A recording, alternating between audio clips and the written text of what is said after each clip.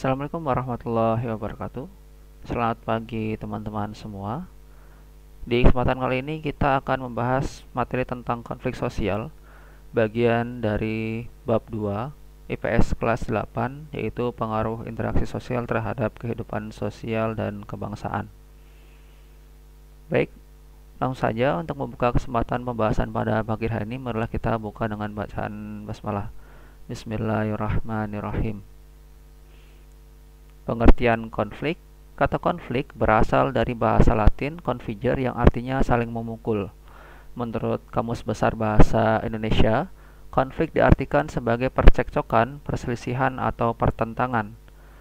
Secara sederhana, konflik merujuk pada adanya dua hal atau lebih yang berseberangan, tidak selaras, dan bertentangan.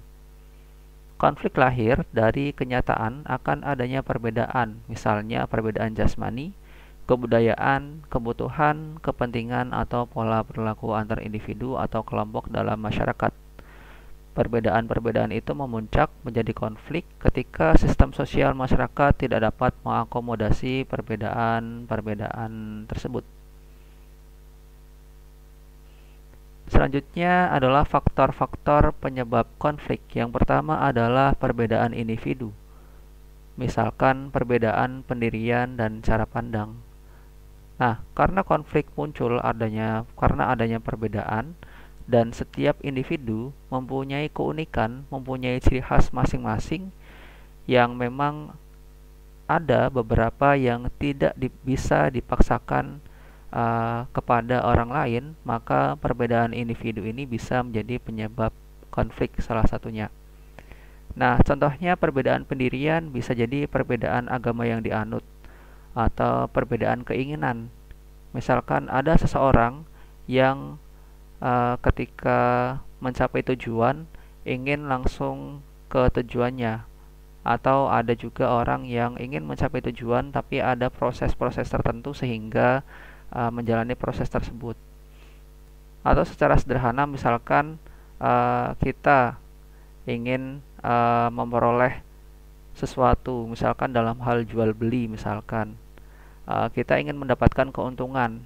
Ada seseorang yang berpendapat keuntungan besar bisa langsung diperoleh dengan sekali jual atau sekali menjual barang. Atau kemudian ada beberapa orang lain yang berpendapat ya kita harus kemudian berjualan berapapun untungnya, yang penting barang yang kita jual laku, artinya laku sedikit pun tidak apa-apa. Nah, ketika beberapa orang ini mempunyai perbedaan pendapat, mempunyai perbedaan cara pandang, maka hal-hal tersebut bisa menimbulkan atau menjadi penyebab konflik.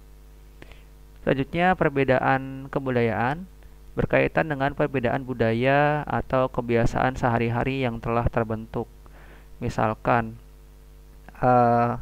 orang Asia dan orang Barat atau Amerika atau Eropa begitu mempunyai kebiasaan yang berbeda.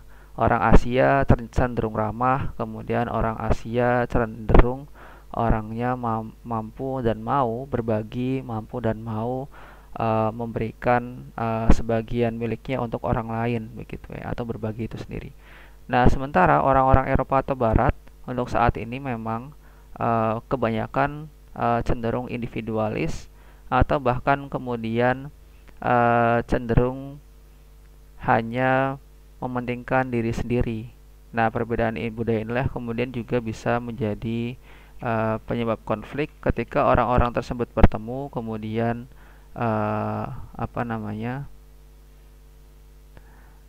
tidak bisa ada saling temu. Atau bisa jadi ada budaya tertentu, orang-orang di pedesaan misalkan orangnya masih cenderung sopan santunnya masih tinggi kepada orang yang lebih tua. Sementara orang-orang yang di perkotaan bisa jadi sopan santunnya sudah mulai berkurang. Maka dari itu kebiasaan sehari-hari yang telah terbentuk ini bisa menjadi konflik ketika orang-orang tersebut bertemu dan tidak ada titik temu. Kemudian perbedaan kepentingan berkaitan dengan kepentingan sosial, ekonomi, politik, dan budaya. Nah, misalkan berkaitan dengan kepentingan sosial, ekonomi, misalkan berkaitan dengan mencari nafkah begitu ya. Ada yang kemudian mencari nafkah dengan jalan halal atau yang baik begitu ya. Ada kemudian yang mencari nafkah dengan cara-cara yang tidak halal.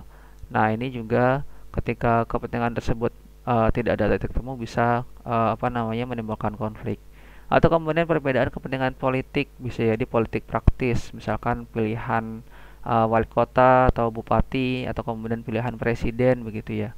Nah, ketika perbedaan kepentingan ini meruncing, tidak ada titik temu, maka bisa menjadi penyebab konflik. Selanjutnya, perubahan sosial. Perubahan sosial di masyarakat mempengaruhi cara pandang masyarakat berkaitan dengan nilai, norma, dan perilaku dalam masyarakat. Nah, di sini contohnya adalah perubahan sosial yang terjadi pada masyarakat Indonesia dari fase tradisional menuju masyarakat modern yang cenderung kepada masyarakat industri. Masyarakat tradisional Indonesia kebanyakan mengenal yang namanya gotong royong. Nah, sementara pada masyarakat industri, apa-apa yang dikerjakan maka akan diwujudkan dalam sebuah satuan, bisa jadi nilai, satuan bisa jadi mata uang begitu. Artinya, ketika masyarakat industri itu melakukan pekerjaan maka harus ada bayarannya. Nah, ini tentu berbeda ketika masyarakat tradisional gotong royong sifatnya ikhlas, tidak ada bayaran begitu ya. Bisa menyatukan semangat antar warga, kerukunan antar warga. Maka ketika masyarakat industri ini ya bisa jadi ketika semua sudah diuangkan, ketika semuanya sudah diberikan harga atau upah masing-masing atau gaji masing-masing, nah ini bisa menimbulkan pertikaian karena ada perubahan sosial yang memang terjadi di masyarakat. Selanjutnya, bentuk-bentuk konflik. Yang pertama menurut Rafdar Hendorf. Yang pertama, konflik antar peran-peran sosial. Nah, ini terjadi misalkan terjadi perbedaan peran keluarga atau peran profesi dalam suatu masyarakat. Kemudian konflik antar kelompok-kelompok sosial. Nah, ini kelompok sosial tentunya punya kepentingan masing-masing begitu ya, sehingga bisa menimbulkan konflik. Selanjutnya, konflik antara kelompok-kelompok yang terorganisir dan tidak terorganisir. Nah, kelompok-kelompok yang terorganisir misalkan lembaga formal begitu ya. Dan yang tidak terorganisir misalkan lembaga yang tidak formal. Nah, ketika lembaga-lembaga ini ketika lembaga-lembaga ini mempunyai banyak perbedaan, tidak ada titik temu, maka bisa menjadi konflik. Kemudian konflik-konflik di antara satuan nasional seperti antar partai, antar negara atau antar organisasi internasional. Selanjutnya, bentuk konflik menurut Sujono Sukanto. Yang pertama, konflik pribadi. Ya, artinya cara pandang tadi ya, konflik pribadi. Kemudian konflik rasial. Konflik rasial ini bisa jadi karena perbedaan ras. Contohnya konflik yang terjadi di Afrika Selatan berkaitan dengan hak politik kulit hitam dan kulit putih yang sempat dibedakan karena orang-orang kulit putih cenderung mendominasi di sana sehingga orang-orang berkulit hitam tidak boleh melakukan hak politiknya. Contohnya seperti itu untuk konflik rasial. Kemudian konflik antar kelas-kelas sosial, misalkan perbedaan kepentingan antara kaum buruh dan kaum pengusaha sebagai majikan mereka begitu. Kemudian selanjutnya konflik politik, ya tadi sudah disebutkan sekilas ada konflik antar partai begitu. Kemudian konflik internasional, misalkan adanya kepentingan perebutan wilayah di negara-negara perbatasan, misalkan India dan Pakistan begitu. Atau kemudian sampai saat ini konflik antara Palestina dan Israel yang memang sama saat ini belum selesai begitu. Selanjutnya, situasi pemicu konflik. Situasi pemicu konflik menurut Ursula Herr. Yang pertama, konflik dengan orang tua sendiri. Yang kedua, konflik dengan anak-anak sendiri. Kemudian konflik dengan keluarga. Kemudian konflik dengan orang lain. Kemudian konflik dengan suami atau istri. Kemudian konflik di sekolah. Kemudian konflik dalam pemilihan pekerjaan. Kemudian konflik agama. Kemudian konflik pribadi. Selanjutnya, dampak positif konflik. Yang pertama, membantu memperjelas aspek-aspek kehidupan yang masih belum tuntas ditelaah. Nah, maksudnya bagaimana? Memperjelas aspek-aspek kehidupan, jadi akan memperjelas batasan kepentingan antar kelompok. Kelompok tersebut kira-kira membela siapa, atau kemudian kelompok tersebut misalkan membawa kepentingan apa saja begitu. Kepentingan kelompokkah atau kepentingan bersama untuk kesejahteraan masyarakat begitu. Kemudian yang kedua, memungkinkan penyelesaian kembali norma, nilai, serta hubungan sosial dalam kelompok bersangkutan sesuai dengan kebutuhan individu atau kelompok.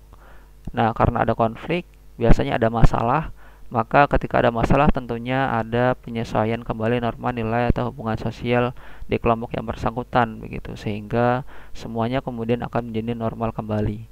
Selanjutnya, meningkatkan solidaritas semua anggota kelompok atau in-group solidarity yang sedang mengalami konflik dengan kelompok lain. Nah, misalkan supporter sepak bola begitu ya. Supporter sepak bola itu mereka mempunyai satu dukungan yang sama, misalkan mendukung timnas Indonesia. Nah, ketika orang-orang yang suka bola, suka sepak bola, kemudian sama-sama mendukung timnas Indonesia, maka misalkan ada perbedaan lain sehari-hari, misalkan ada perbedaan cara pandang politik atau kemudian perbedaan ekonomi dan lain sebagainya. Ketika sama-sama mendukung timnas Indonesia, maka sama-sama akan mengalami yang namanya solidaritas begitu ya, atau kebersamaan karena adanya satu dukungan. Kemudian kita juga bisa meningkatkan atau menguatkan nasionalisme kita misalkan. Kemudian ketika misalkan musuh dalam bersepak bola itu siapa, misalkan Malaysia atau Singapura begitu, maka kita akan kemudian tetap mendukung Indonesia karena kita sama-sama mendukung timnas Indonesia, misalkan seperti itu. Kemudian jalan mengurangi ketergantungan antar individu dan kelompok. Nah, ketika ada konflik tentunya tadi ada yang namanya kembali normal, kemudian mengurangi ketergantungan. Nah, biasanya antar individu atau kelompok yang mengalami konflik ini akan mulai sadar kira-kira kebutuhannya apa saja, kemudian apakah tetap dijalankan secara bersama atau kemudian akan dijalankan sendiri-sendiri. Nah, ini kemudian yang dimaksud dengan jalan mengurangi ketergantungan. Selanjutnya, membantu menghidupkan kembali norma-norma lama dan menciptakan norma-norma baru.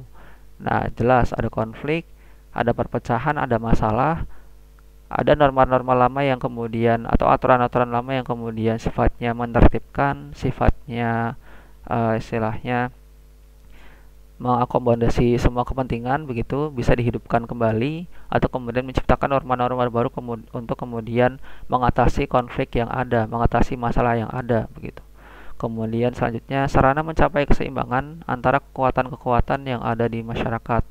Nah, ketika adanya konflik, tentunya setiap kelompok akan menguatkan dirinya masing-masing, menguatkan kelompoknya masing-masing, sehingga setiap kelompok pasti akan mempunyai imunitas atau kekebalan tertentu sehingga bisa mampu meningkatkan misalkan kesejahteraan kelompoknya atau kemudian mampu meningkatkan tadi ada solidaritas kelompoknya. Kemudian memunculkan sebuah kompromi baru antara pihak-pihak yang berkonflik. Nah, ketika ada konflik, ya tentunya ada jalan yang harus diselesaikan, ada masalah yang harus diselesaikan begitu. Maka bisa jadi salah satu caranya melalui kompromi. Bisa jadi kompromi itu bisa jadi mengurangi tuntutan atau kemudian mengiyakan tuntutan kelompok lain begitu ya. Atau kemudian merumuskan hal-hal baru begitu ya, sehingga kompromi itu benar-benar ada begitu. Nah, selanjutnya dampak negatif konflik. Yang pertama, keretakan hubungan antar individu dan atau antar kelompok begitu ya. Ya jelas karena adanya konflik begitu, maka keretakan hubungan tentunya terjadi begitu ya. Selanjutnya, berubahnya sikap kepribadian para individu baik yang mengarah pada hal-hal yang positif maupun negatif. Nah, karena adanya konflik, ya bisa jadi juga ada perubahan sikap. Kemudian selanjutnya, kerusakan harta benda dan jatuhnya korban jiwa. Nah, ini konflik yang sifatnya peperangan atau kerusuhan, kemudian tawuran antar warga atau antar pelajar. Nah, ini ada kerusakan harta benda atau ada juga jatuhnya korban jiwa. Selanjutnya, munculnya dominasi kelompok pemenang atas kelompok yang kalah. Nah, ini tentu akan terjadi begitu ya, karena dalam sebuah konflik, persaingan, pertentangan, tentunya ada yang ingin menang, ada yang ingin kalah. Nah, ketika memang tidak ada titik temu, tidak ada tidak ada keputusan untuk bersama, maka hanya kelompok pemenanglah yang kemudian akan diuntungkan, kemudian memunculkan dominasi kelompok pemenang atas kelompok yang kalah. Nah, selanjutnya beberapa contoh upaya pengendalian konflik. Yang pertama, konsiliasi, yaitu bentuk pengendalian konflik yang dilakukan melalui lembaga-lembaga tertentu yang memungkinkan untuk melakukan diskusi dan pengambilan keputusan yang adil di antara pihak-pihak yang bertikai.